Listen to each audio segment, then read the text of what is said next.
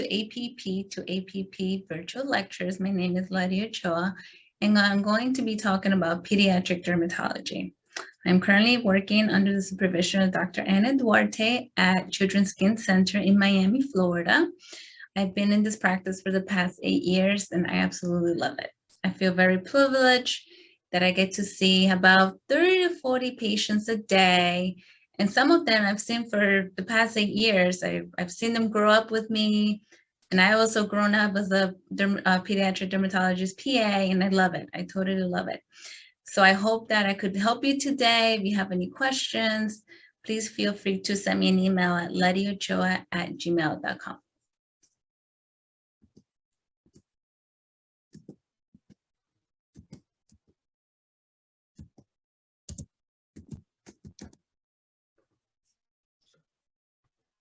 Okay, so today we're going to differentiate different skin conditions, and we're going to review the most common conditions that I see at work, and hopefully we could come up with some treatments that are going to be good for your patients. I want to share some things that I do or that we do in our office, but obviously every doctor, every PA have different ways of treating the same condition. So hopefully some of my treatments could help you out. Okay, so dermatology. I always tell people that dermatology, it's all eyes. You see it, and sometimes you get it, and you don't get it. So everything is visual. And sometimes it could be hard because you can't differentiate, but it's so important to know right away. As soon as you see something, you have to start thinking, is this a molluscum? Is this a wart? Is this a pimple? What can it be? So this is why this chart is really important. I'm going to discuss a little bit about the skin lesion. So a macula is usually very flat, non-palpable, and everything is according to the size. So if you have a patch, if you have a papule, if you have a plaque like psoriasis, a nodule, if it's a vesicle that's filled with fluid. So you start thinking, is this more like pityriasis alba versus vitiligo versus herpes, or like I said, a molluscum? So a lot of parents come in and right away, they've been so frustrated. They've seen other people. They usually request some blood work. And unfortunately, in dermatology, we don't really do a lot of blood work when it comes to skin conditions. So I explain to them that blood work is really not going to tell me anything. I could do a biopsy. I'll be more than happy to do it. But I kind of start telling them what are my differentials, what I'm thinking it could be. And for the most part, they agreed that there's no reason to do some blood work. Sometimes we do agree that, okay, let's do the biopsy so we could have a definitive diagnosis. And sometimes they don't want to do the biopsy and they just kind of go with my treatment plan. So knowing the difference between a macular patch, papules, plaques, nodules, vesicles is really important in order to differentiate which way you want to go in treatment with your patient. Okay. So the other one, topical steroids. We use this a lot in dermatology, and parents sometimes get really afraid of it. As soon as you tell them you want to send their 6-month baby a little steroid, they tell you no, but they need it. They really need it. So I try to explain to the patients or the parents that it's needed. We're not going to use it every single day. We're only going to use it for a short period of time, and hopefully it will make the baby better. So for the most part, as long as you explain to them what's a topical steroid, how do you use it, which kinds are we going to send? So sometimes they come in and they tell me, oh, my neighbor gave me this cream and it comes in a red tube. Now I tell them, well, I'm not really sure what cream is that. You need to tell me your name, please. So patients usually going to tell you that, oh, it's a tube that is blue. And I always tell them, I'm so sorry, ma'am. I don't know what cream is that. Or they'll tell you, I'm using clobetasol and it works great. So I tell them, okay, yeah, it's going to work really good because it's a class 1 steroid, but I'm not going to send a class 1 steroid to a child. It's too strong. So knowing the different types of steroids is really important. When I was in PA school, actually, a rep told me this once in a rotation that there's 7 classes of steroids, and the way to remember that is that you think of Snow White and the 7 Dwarfs, and I never forget that ever. And the way that it goes from 1 to 7, 1 being the strongest. So clobetasol is going to be like the strongest topical steroid. And then like hydrocortisone is going to be your weakest. So we usually in our practice, we stick to like a 5, 6, and 7. Rarely do we do like a class 1, 2, or 3 because we're dealing with children. So their skin tends to be a little more thinner. And you also want to make sure that you use like a low potency steroid for the face, eyelids, ears, groin area, axillas. So hydrocortisone is my best friend.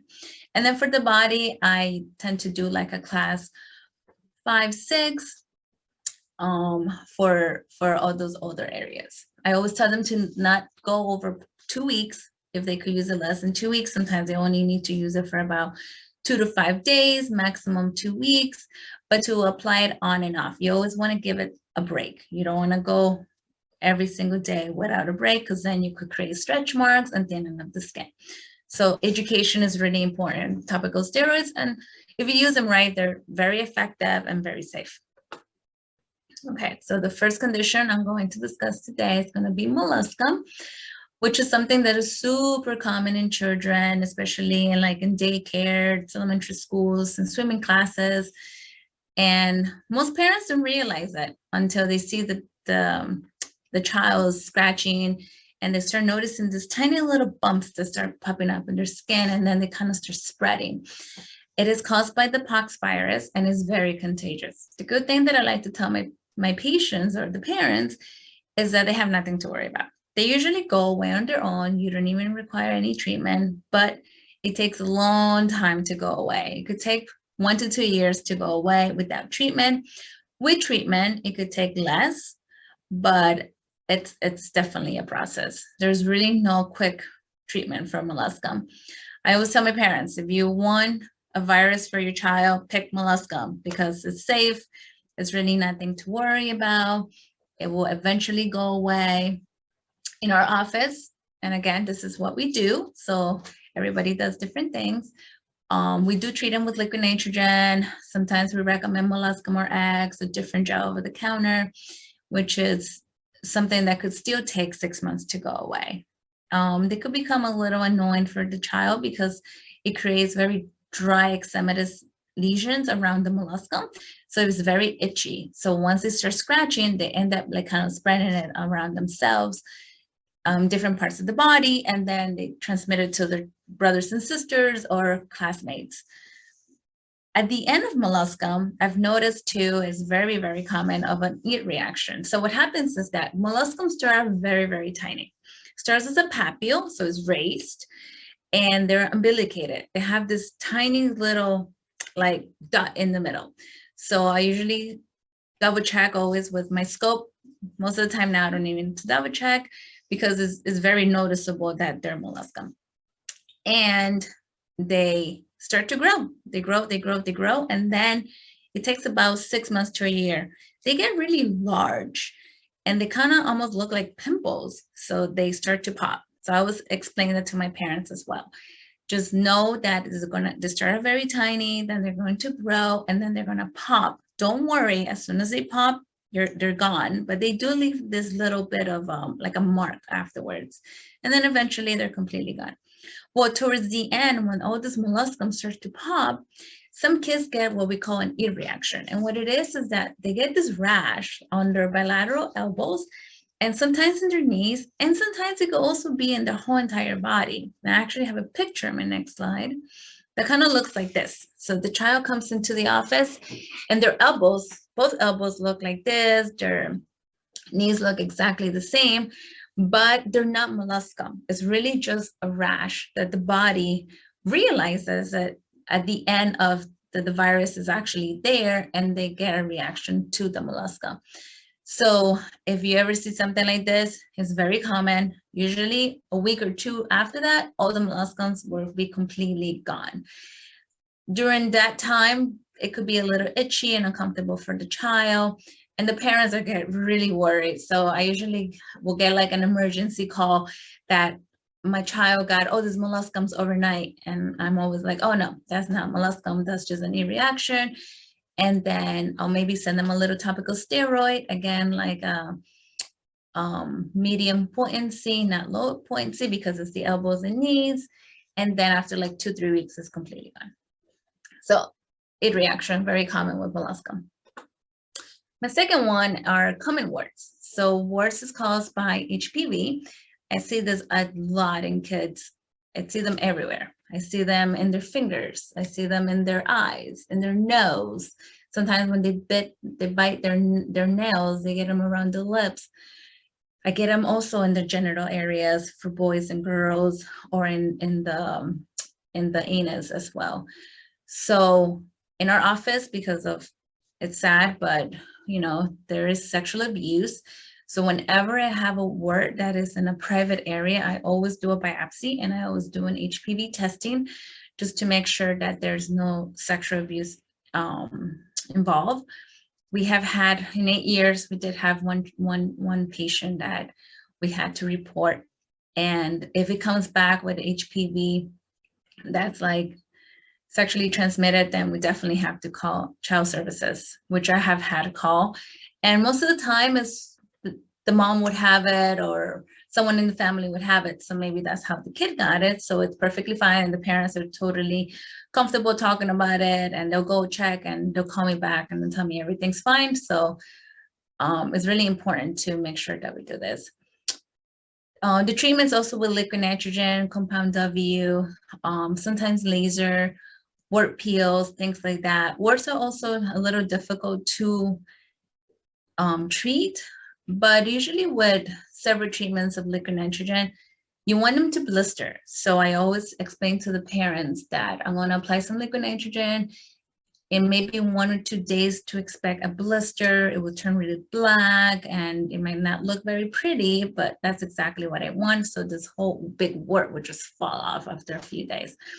So warts. Okay, so acne. And we're starting to see acne more and more common in young kids. So I think in girls, usually like 9, 10 years old, all the way to adulthood, especially in the forehead. So I always tell my patients when they come in, I always ask my girls if they have gotten their period, because it's very important to know where, you know, if there's hormonal, if they're also ask them if they're washing their face, what products they're using, all these things. So what's acne? Acne, usually during puberty, you're going to create a lot of oil. So your oil glands are going to be overproducing a lot of oil. You're going to have follicular hyperkeratinization, a lot of bacteria. And now we know that it's the Cutibacterium acnes, inflammation, and it's mostly in the face, but you can also see it in the chest and back. And every patient's different. Sometimes I have patients that come only with back acne, others only in the chest, others only in the face, and sometimes, unfortunately, all 3 areas. So there's different products that we use, and I'm gonna talk about the different kind of levels that I like to kind of break it down. So there's usually mild, moderate, and severe, and this is kind of like the way we do it in our office. So when a patient comes in, they're like 10, 12 years old, they just have like a little bit of acne on the forehead, I would say that's more like mild. And then they're getting like a little bit more cystic, they're having a little bit more in the chest and the back, that's more moderate. And then if you have huge keloids in their back and cystic acne, then that's going to be the severe. And I'll talk about a little bit more severe acne later. So I have 2, mild and moderate. Mild is simple. I always tell them, please wash your face. We recommend a soap that has benzoyl peroxide, sunblock every single day, clindamycin in the morning, a little bit of retin-A at night.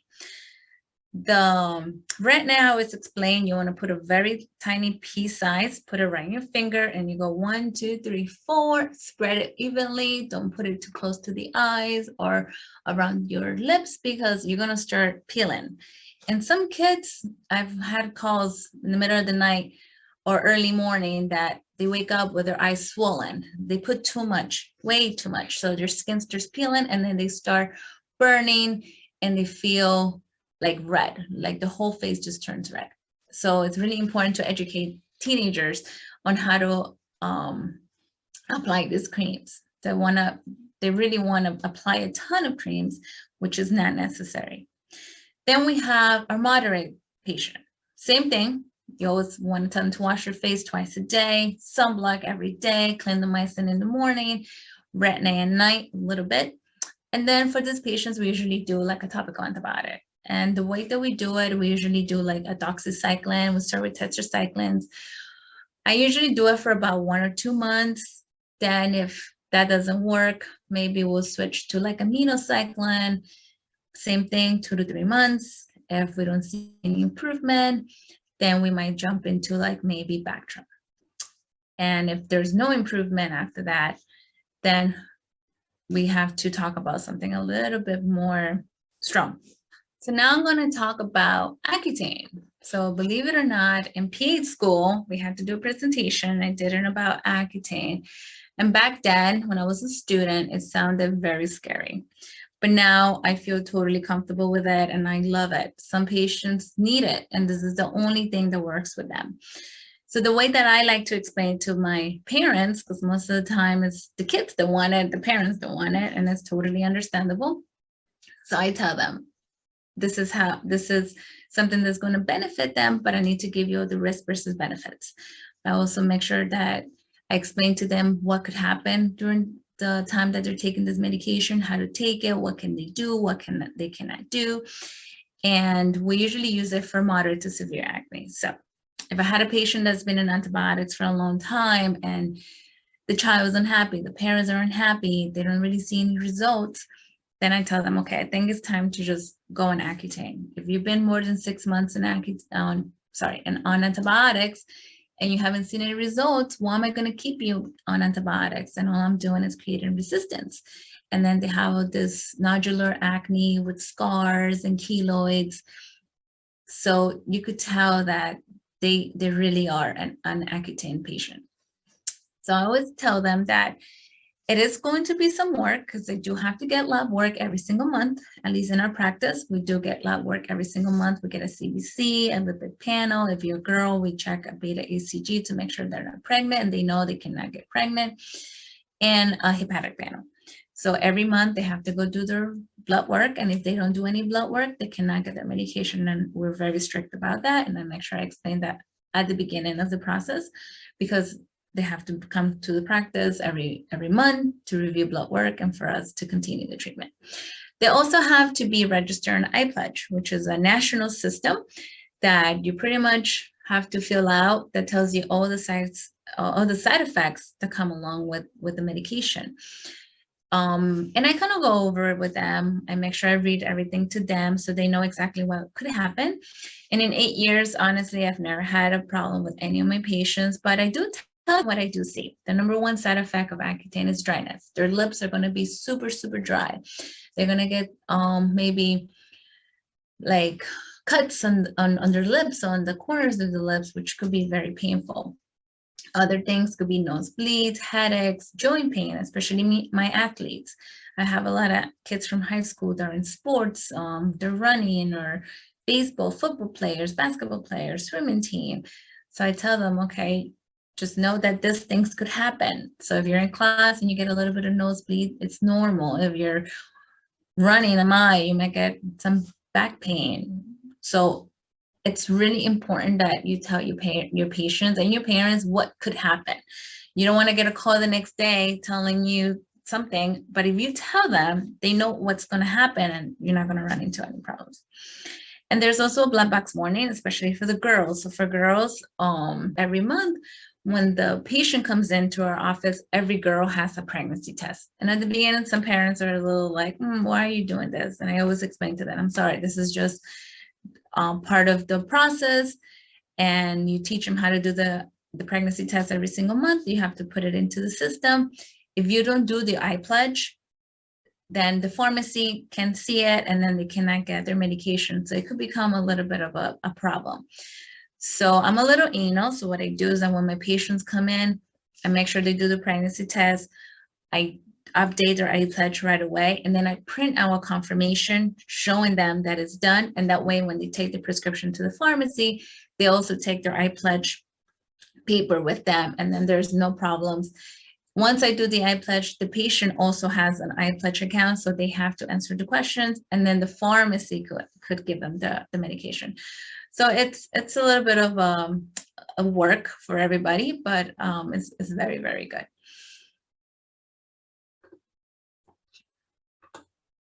Okay, so now we're going to go into confluent reticulated papillomatosis, also known as CARP. And this is hyperpigmented plaques. They're usually in the chest area. So if you ever see a patient, and I'm going to try to see if I can show you a little bit, it's going to be like between the breast area. Most of the time, a lot of patients will come in and they'll say, oh, I have this brown plaque like between my breast that goes to my abdomen. Sometimes it could go up to their neck and to their back. So it's going to affect the upper central trunk, neck, upper back, and the axillae. But one thing is that it's usually not going to affect the face. So that's really, really important. We're not really sure if CARP is more bacterial or if it's fungal, but we actually treat it as both.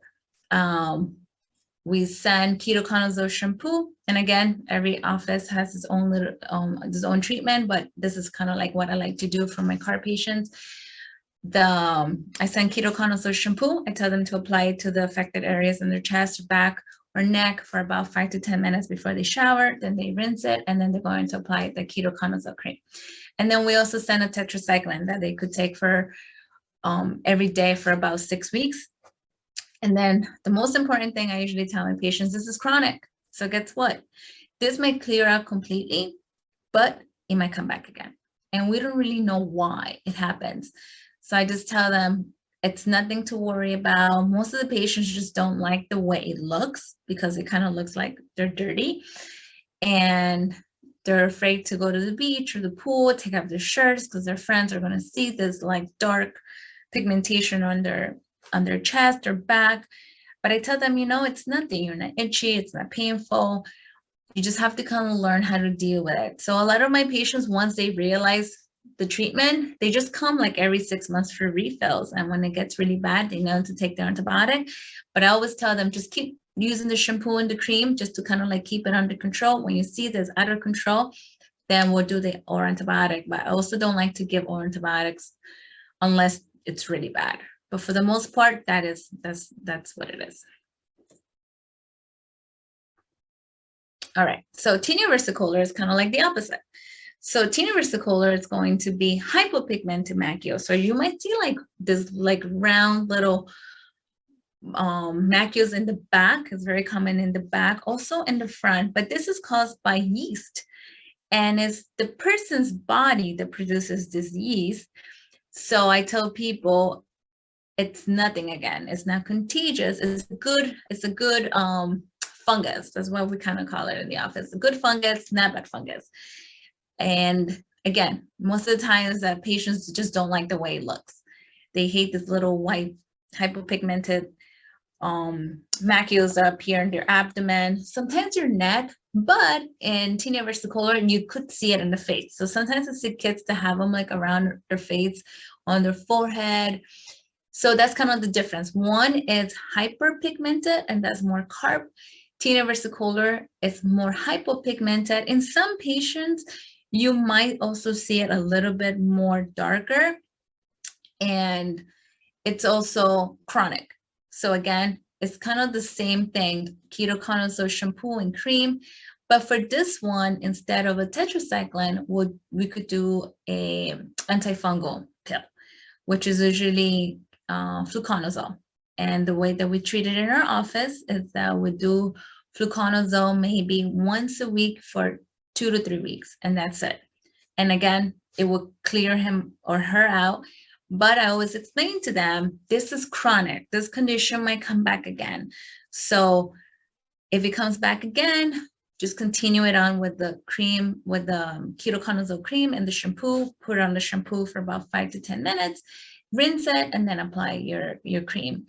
And unless it's really, really bad tinea versicolor, I honestly don't send an antifungal pill unless it's like we try ketoconazole cream and shampoo for 3 months and the patient is like really upset that they're not getting better, then maybe I'll do an antifungal fluconazole. But most of the time I just treat it topically. I don't think it's I think of maybe I've sent fluconazole in 8 years, maybe to 5 patients. That's how little we send fluconazole for tinea versicolor. So education to me is the most important thing. If you tell your patients what it is, what to expect, it comes and goes. I'm not going to be giving my patient fluconazole every month. So I just kind of tell them they have to kind of like live with that. So tinea versicolor, you can also find it in the face. Carp, you don't. All right, so pityriasis alba, very common in kids. And this is those little white patches that they get, very common in the summer. They're like little round macules. They're hypopigmented. We don't really know the cause of it, but it's mostly due to the sun, especially in places where it's very sunny, like in Florida, and the kids love to play outside, and they just get this little, we go to the beach or the pool, they get this little like white circles. They're hypopigmented. So there's a huge difference. There's a difference between hypopigmentation and depigmentation. So when you have hypopigmentation, I always explain to my parents that the color just kind of went down, but the color's still there. We just got to bring it up. When you have depigmentation, unfortunately, the color is completely gone. And there's really not much we could do about that, kind of like in vitiligo. So pityriasis alba, you have hypopigmentation, the color's still there. I always tell them it's just down. Depigmentation, there's no color, kind of like in vitiligo. So what we tell them is obviously try to stay away from the sun. Sunblock daily, very, very important. We recommend mild topical steroids. So in my experience, I like to use either a hydrocortisone. Sometimes a lot of pediatricians said that, so parents don't want hydrocortisone again. So I like to use calcineurin inhibitor, which is acts really, really good for PIABA, and I only use it at nighttime.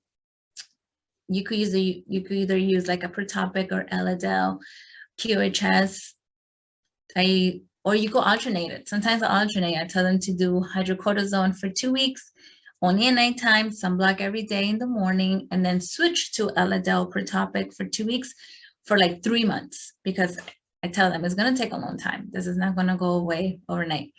And by the time they follow up in 3 months, they're so much better. But again, the summer comes around and they might get more white patches. So that's pityriasis alba. Okay, so I kind of started talking a little bit about vitiligo. And vitiligo, it is an autoimmune condition. Again, there's depigmentation. So the white patch of the skin is completely, there's no color there. And what happens is that it attacks the melanocytes. And we know the melanocytes is what gives us pigmentation in the skin. So the skin starts turning really, really, really white.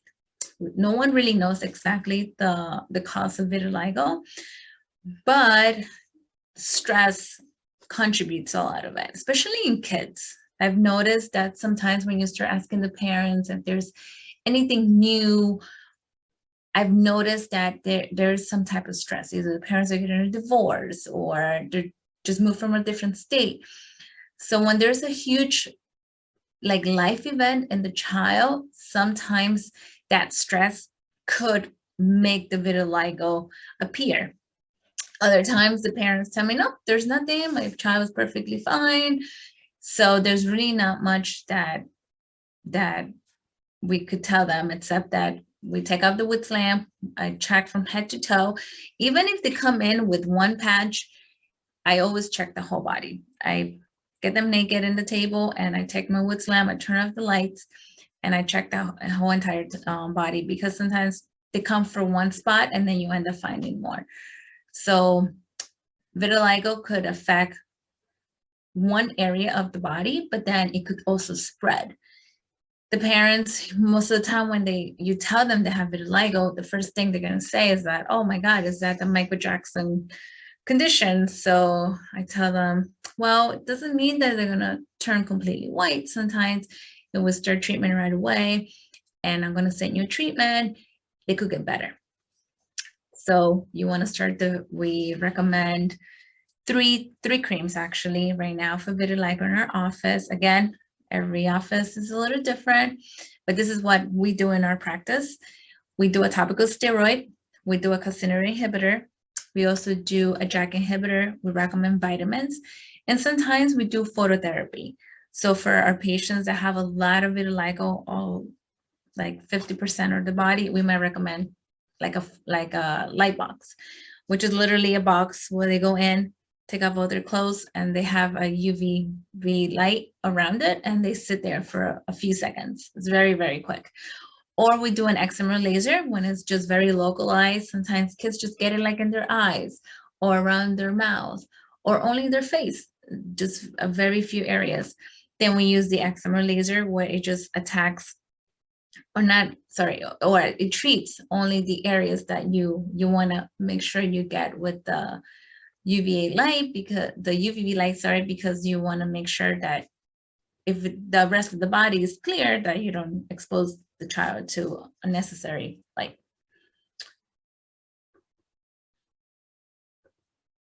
All right, so KP or keratosis pilaris. I see this every day at work, and most parents just don't like the way it looks on their child, and they'll have some little papules on their face.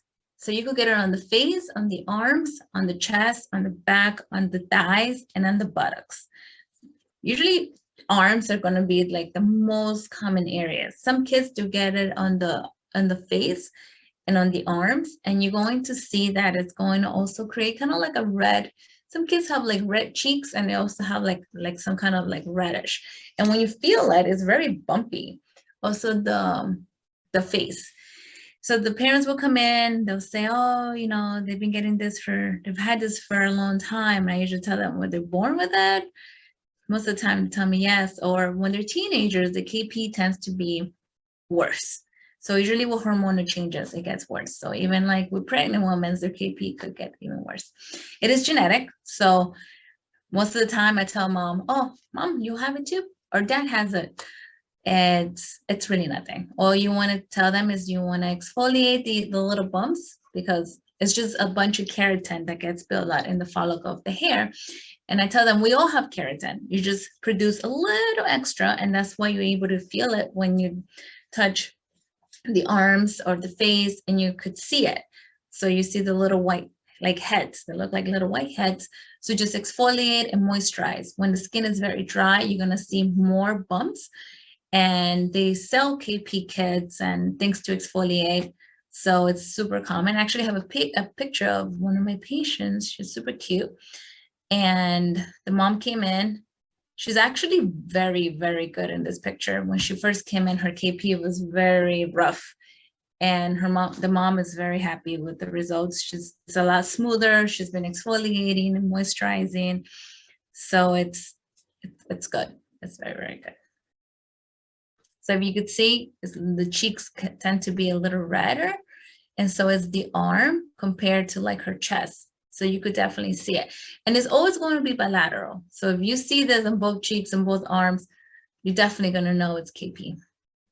And she also actually has it in her thighs too. She has it everywhere. She's super cute. All right, so eczema, which is one of my favorites. So atopic dermatitis. It's chronic, and I see a ton of patients with eczema, from newborns to adults. It's very, very common. I went to a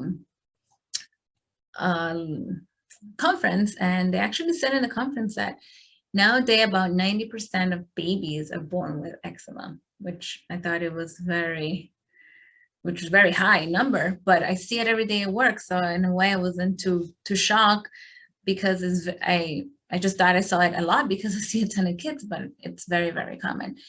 And kids get eczema patches, sometimes in their face, in their arms, behind the knees. Now, no one really knows exactly why it happens, but there could be some family history.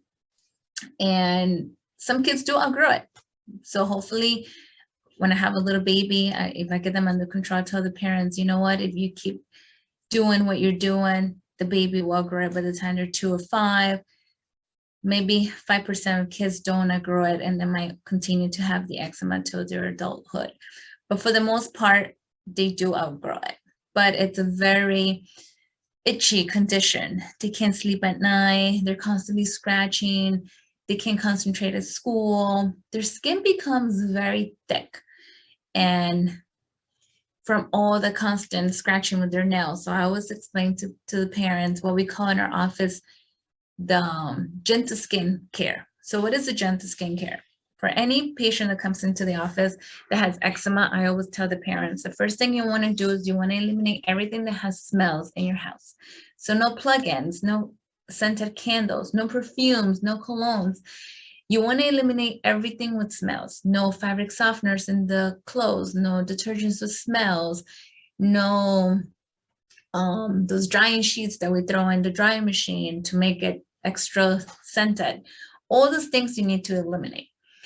And you need to moisturize as much as you can. So what happens with eczema is that the barrier of the skin, it's not tight enough.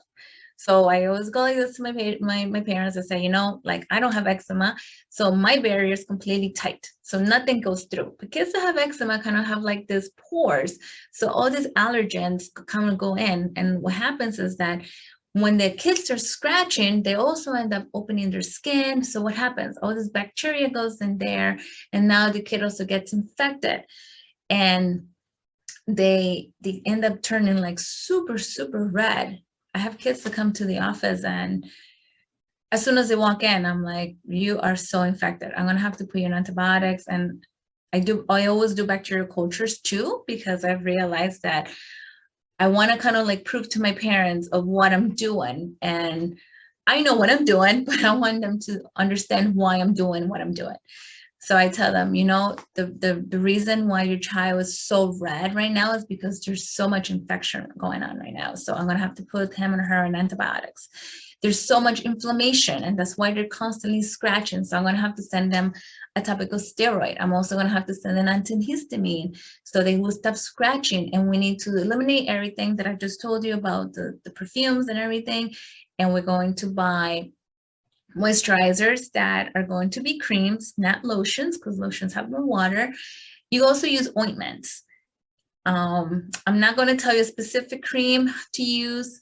I do have my favorites, but anything that it's just thicker, it's good for the skin. Anything that's going to moisturize the skin.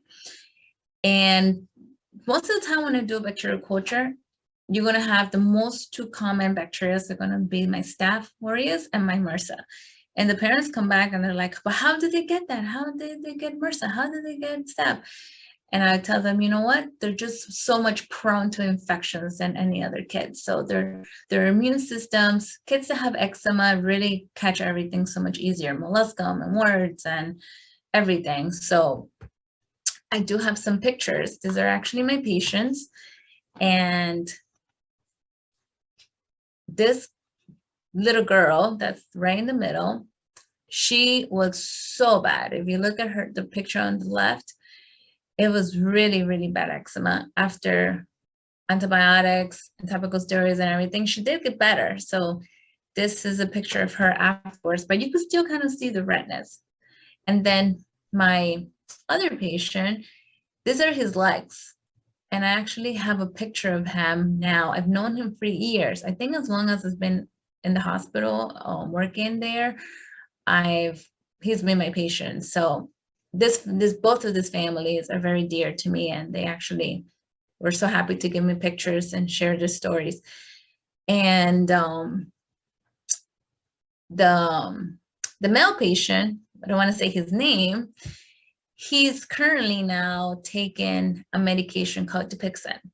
And this is what on the left, you can see how dry his skin is around his mouth, his eyebrows, everything. And this kid would always come just horrible. I hate to say it, but he was always so bad. So when Dupixent came out about 5 years ago, it's the first biologic for atopic dermatitis. Back then, it was only approved for kids like 12 and up. Now it's 6 and up. And I think soon it might be approved for 2 and up. So I can't wait, because I have so many kids under 6 that need Dupixent so bad. And what Dupixent is that it's like I said, it's a biologic and they're injections. So obviously when you tell a little kid that you're going to give them an injection once a month, they're not going to be really happy with you. But they all love it. They all love it. So here's a before and after picture. As you can see, he's completely clear. Dupixent and Hemandro are probably like my favorite two medications in the whole wide world, because you could see a before and after that is amazing. And you literally change this kid's lives. This patient right here, he wasn't able to do much. He would come see me like at least I would say probably every month. He was in the office every month, infected. I had to admit him sometimes to the hospital. I just like ran out of things to do with him. It would just break my heart. And as soon as the Dupixent came, he just comes every 2 weeks to get his injection, and his mom doesn't mind. And she comes and she's so happy, and she tells me, I'm so happy with the results of my son. He plays soccer now. He's not itchy. So that's the first thing that happens with Dupixent. As soon as you start applying the Dupixent injections, the itchiness goes away. And this is life-changing for a lot of patients because they can't stop scratching. Even though they want to scratch, they just can't stop scratching. But they do have to apply the medication for life, so they cannot stop. And I definitely saw this during the pandemic, because a lot of my patients that were on Dupixent were afraid to continue the medication because, no one knew exactly what was going to happen with the COVID and stuff. So a lot of the parents decided, you know what, we're going to stop the Dupixent. And as soon as they stopped, everything just came back, and if not worse. So once the world came back to normal almost, all these patients little by little started coming back to the office, and I just couldn't believe how bad they have gotten in 6-7 months because they were just not using their medication. So I highly recommend Dupixent. Is definitely life-changing. Okay, so nodular eczema, it's a little different. It's still eczema, but these sometimes get confused with ringworm. And the reason why is because they're like little coin lesions that come in the skin. They're also very itchy. We don't really know exactly what happens. And you have to have a really good eye to differentiate between nodular eczema and ringworm. So history is really important. So I always ask patients, how long have you had the rash for? Is it itchy? When do you do any sports and things like that? Most of the time they have gone either to an urgent care or the pediatrician. They have already had a treatment, and I could tell it's usually ketoconazole cream. So I always tell them, okay, I don't think this is fungus. If you've been using ketoconazole cream for the past month and it looks actually worse, you probably have nodular eczema. So I like, again, to kind of like show my patients that I know what I'm doing. So I recommend to do what we call a DTM. So it's just like a little scrape on the skin to test for fungus.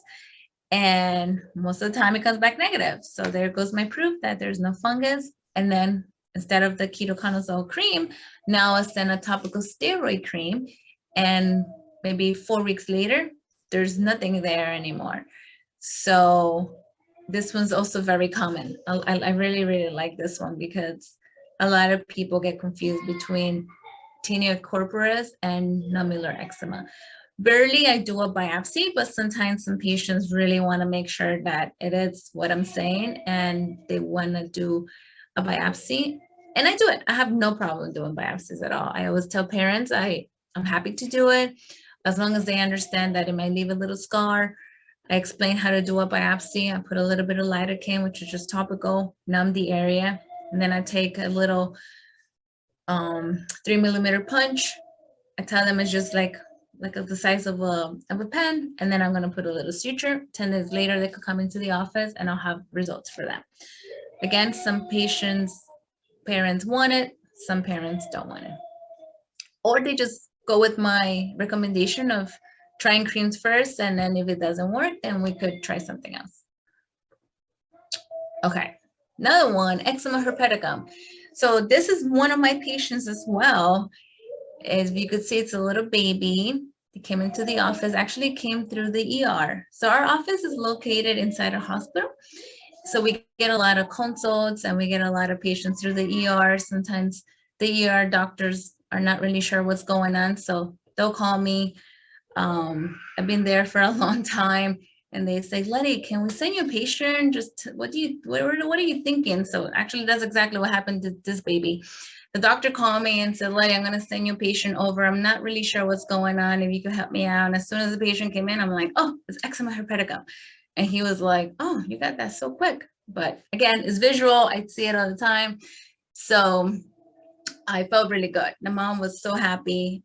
I had her come back like a week later and she was pretty much clear. So what is it? Eczema herpeticum, it's herpes. It's really just herpes. Again, these kids that have eczema, you see all the hypopigmentation area in the behind the knees.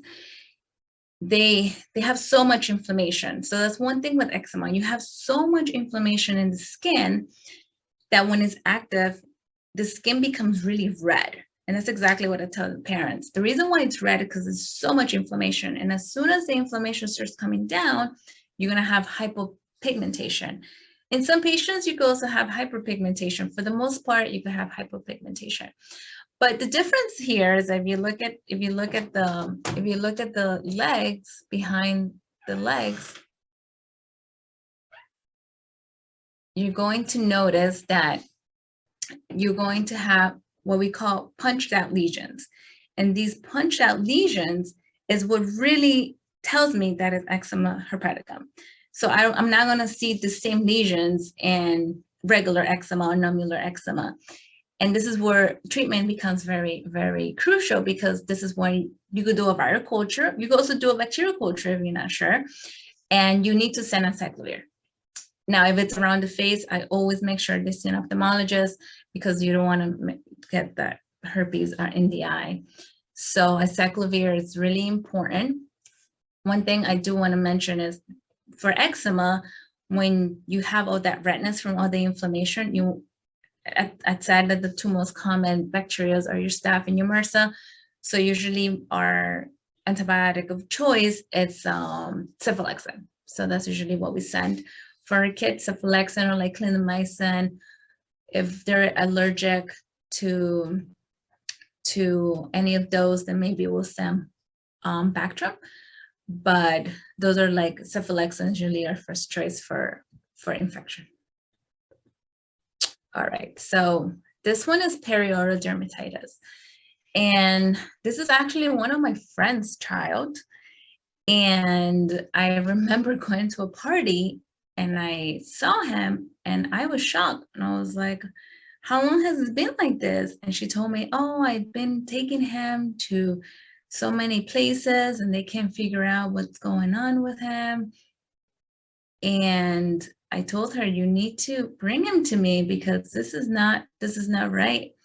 So perioral dermatitis, they get all these little papules and sometimes pustules around the mouth, but it could get worse. It could go around the nose and it could even go up to like underneath their eyes. And as you can see with this patient, it really got pretty much all over his face, but around his lips and his chin area, it was very, very, really just bad.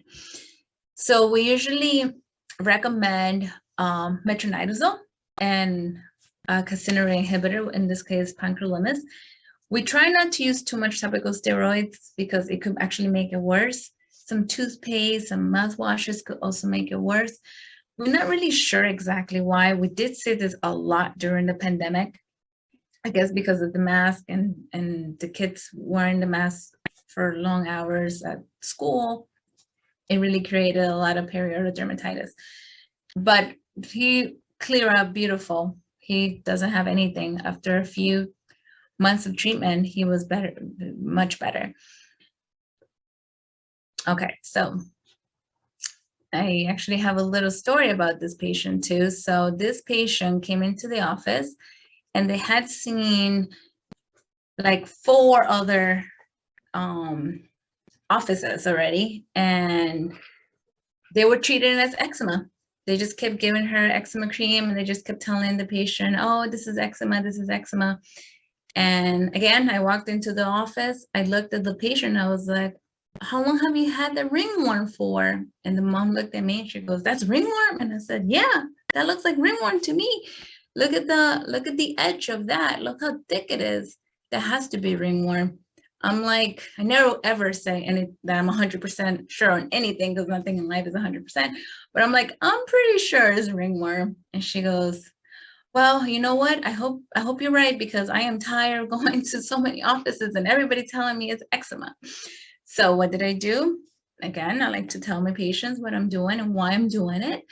So I told her, let's do a DTM, which is a little scrape to check for fungus. So we do put it in a little media. It takes 2 to 3 weeks. So I tell them, let's do a DTM. I'm going to send you antifungal oral because anything that's on the scalp and face, we always send oral antifungal. And we do it for 6 weeks. And we're also going to send you an antifungal cream that you're just going to make sure you only put in the skin and you're not going to get it inside the eye. So the mom agreed, and I had her come back 3 weeks later because I wanted to make sure that we got the results, and I also wanted to make sure that her eye was that the treatment was working and she was getting better. And the mom was super happy. When she came back 3 weeks later, it was so much better. It was like a huge improvement. So with this one, it is very contagious. So you do see a lot of fungus in some kids, especially when they play sports, especially wrestling. Wrestlers have a lot of fungus. Sometimes it's just one single ring. Sometimes they could have multiple. And again, usually when it's face, anything in the face or in the scalp, I always like to send oral antifungal. If it's just a little patch, maybe in an arm or in the leg, I'll just try topical first, ketoconazole shampoo and cream. If they come back and maybe the parents are like, oh, it's taken too long, maybe I'll just send oral for a few weeks, like 2, and that's it. But I thought this was really good. Picture of not eczema on the eye, but fungus. And one thing, like I said, the border is really what told me that it was fungus. So you really see that raise, and sometimes you might have like little blisters going on there too. So, and again, they have been treated like eczema. So they, that was also a big thing. If they've been using a topical steroid and it's not getting better, then you know that this is not eczema. Then you need to try something else. All right, so alopecia areata. Alopecia areata, it's very common too. I see it a lot in kids. And it's really just a round patch of bald hair. It's an autoimmune condition. Sometimes you could have one, sometimes you could have many. Sometimes you could have the whole entire scalp with no hair, and they'll also lose their eyebrows and their eyelashes. Most of the time it's clinically. Some parents, again, might want topical steroid. And we treat it in the office with Kenalog injections, which we try to put to stimulate the follicle to have some hair growth. We also do topical steroids, a JAK inhibitor, and a calcineurin inhibitor. So that's the way we usually treat it in our office. It's a very long process. Some kids do better than others, and it really affects them because hair really makes a huge difference in the kid's life. I've had some kids that have to wear wigs because they have lost their whole entire head of hair, or they have no eyelashes, or they have no eyebrows. So it's really hard for them to go through this, and probably harder for the parents to have them go through this. But no one really knows why this happens. We do know that it's an autoimmune condition, and a lot of them do very well with the treatment, and the hair starts to grow. At first, when you start with the treatment, you see like little peach fuzzes starting to grow, and then eventually, but honestly, it takes months and months and months of treatment. Okay, and then my hemangiomas, which are probably one of my favorite patients. And so what is a hemangioma? They're benign vascular tumors, and that's exactly what I tell my parents. But depending on what they are, you have to be really careful. And before, pediatricians used to tell parents, oh, don't worry, this is going to go away. But then they don't tell them how long is that's going to go away, it's going to take. But depending on the area and on the size, I always tell parents, this is what we should do, and this is my recommendation. So obviously, anything on the face, I always recommend hemangioma, which is the gold standard pretty much for hemangiomas, which is propranolol oral. And in order to do this, they have to see a cardiologist. So this is kind of the way I explain to my parents. So I have a patient come in with a hemangioma, let's say any of these two kids. Obviously, the one on the right has a huge hemangioma on his lip, so he really needs propranolol. But the one on the left, his hemangioma is not, it's not like defecting his face or anything like that, but it's on his cheek. And if we don't treat it right away, this kid is going to go to daycare, eventually to school, and he might get bullied and all these other problems. And the earlier you treat a hemangioma, the better. So that's my job, to educate the parent. So I rather tell them everything on the first visit and for them to come 2 years later and tell me, oh, nobody told me.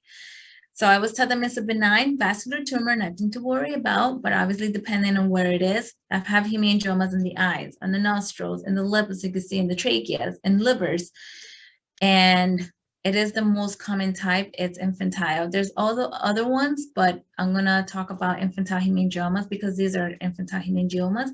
And they could be treated with hemangiol or propranolol, like I said, because what it does is that it shrinks that tumor. And hemangiomas grow rapidly the first 6 months to a year, and then they kind of start involuting on their own. And they could go away. It's true. They go away on their own, but it could take 7 to 10 years to go away. So most parents think this is going to go away like in 6 months. But when they come in, they're like, my pediatrician told me this is going to go away. I just wanted to make sure. And I tell them, well, yeah, it will go away, but it could take 7 to 10 years. So do you rather treat it now that we can with the proper treatment, or do you want to wait 7 to 10 years for this to go away? And the reason why I love hemangiomas is because the treatment is amazing. And if there's a tiny little hemangioma on the back, I'm not going to send propranolol. Maybe I'll recommend laser and timolol drops. But if it's more like the face or somewhere that is more dangerous, then definitely I'm going to try to convince the parents that we need to do propranolol. So propranolol is a beta blocker. So like I said, they do have to get clearance from a cardiologist, and you can only start propranolol after 1 month of birth. So if they're premature, you have to wait until their gestational age is corrected. And you always want to give it with food. You never want to give propranolol without food. So I always tell the parents, make sure you do it every 8 hours with food, because if not, you could create hypoglycemia, and we do not want to have hypoglycemia in a little baby. You're going to notice that the hemangioma is going to start shrinking, and we give it till they're like 18 months old. The first 3 visits, we increase it gradually. So we do 1 milligram per kilogram the first week. The second week, we go up to 2 milligrams per kilogram per day. And then the third week, we do 3 milligrams per kilogram. And then after that, we see them every 6 weeks in our office, and we adjust according to the weight. So for the baby on the left, if you notice the hemangioma, it's pretty red. It's a little raised. So for this patient, I would definitely recommend laser. Laser, it's amazing. It really helps get rid of all that vascularity, the redness that you see there. And then for the baby on the right, his lip, it's protruding. So that would help that tumor to start shrinking. Again, if it's somewhere that it's, some parents, if it's in the arm, decide, oh, I'm okay, I could wait 7 years. I don't want to do any lasers. I don't want to do any oral. I'm not worried about it. Then I'm not worried about it. But I would never let a patient walk out of my office knowing that I did not tell them everything they were supposed to expect when they have a hemangioma in the face. Because if you treat them right away, it's really good. So this is a patient that I treated with both hemangial and post-dye laser. And obviously it's a long treatment because I started with this little girl when she was a little baby, and her hemangioma is pretty big. So a little bit is raised, but then I think you could see the size of the like the purplish around it. And then this is like after 2 years, you could still kind of see a little bit of like a scarring, but as you could see, the redness is completely gone with the laser. And she was on propranolol hemangial until she was 18 months. But I do believe that getting hemangiomas early, treating them right away, could really make a difference on this child's life for the rest of their life. And then hopefully when they go to school, no one will bully them and they will not be subconscious about these little tumors. And that's pretty much it. I hope you guys enjoy my presentation. And if you have any questions, I'll be happy to help you. And you can email me at ledyochoa@gmail.com. Thank you. Bye.